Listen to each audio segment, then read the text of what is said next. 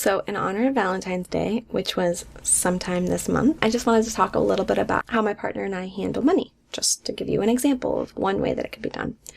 So we dated for 5.5 years before we got married. And so in the initial several years, we split everything half and half. We moved in together fairly quickly. And so we just split everything. We shared a room, which was amazing because I made everything a whole lot cheaper for a really long time.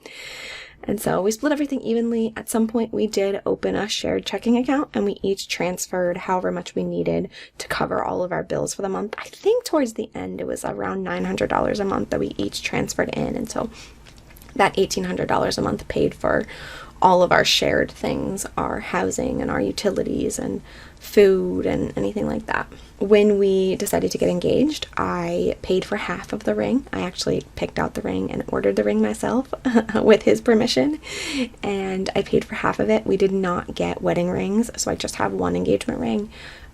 Our wedding was less than $5,000, and that includes our flights to get there and everything, and we just paid for that out of pocket. We did not have a registry, and so we just requested that if anyone wanted to send us anything, they could send or bring us money that we could use to put into our house fund. And it was about a few months after we got married that I got my full-time job. I had been in graduate school right before that, and so I got my full-time job. We were both working full-time. We decided to live on my income. I was working a salary job, so I had consistent income. We decided to live on my income each month, and we saved all of his to buy the house. And so when we got married, or really it was when I got that full-time job, is when we combined all of our income. We each retained our own savings accounts that we had from before we combined our money. But we put all of our shared money together, or we used it together. That way we could kind of really work together as we were trying to save to buy a house. Once we bought the house, we could no longer just live on my income because we had a house payment, and that was a whole lot more expensive than our housing situation had been. We were also doing a lot of renovations, and so we continued to pool our money together, but we just weren't able to just live on one person's income anymore. But as my partner ended up starting to make more money, which was really helpful, and we had our first baby, and at that point I really did not want to work full-time anymore, which I was not expecting at all.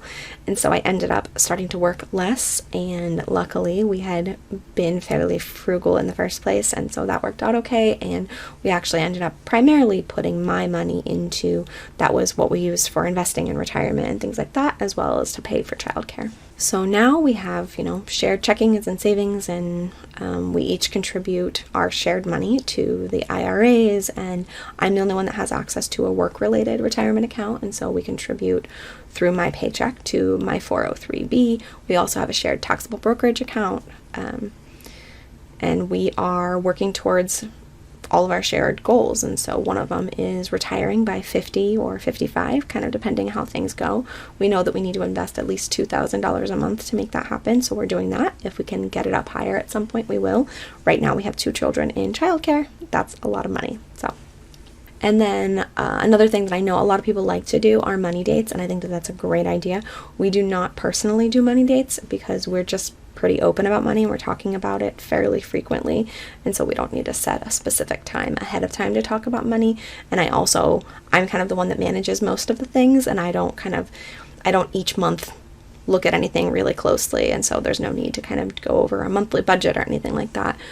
Every 6 months I do a new chart, and we will talk about the chart when that happens, but that's about it. Yeah, so that's how we manage our money together. It works really well for us. I really like working towards shared goals together by pooling our money together, and I really like that all of our money is our money, so it's not about what money he earned or what money I earned. It's just our money in general, which is especially good if you have children. You definitely don't want to be, especially with someone that's staying home. I am home 2 days a week with my kids and working 3 days a week, and it would make it a very inequitable relationship if I felt like because he brought in more money, I didn't deserve whatever, or I didn't have access to a certain amount of money. So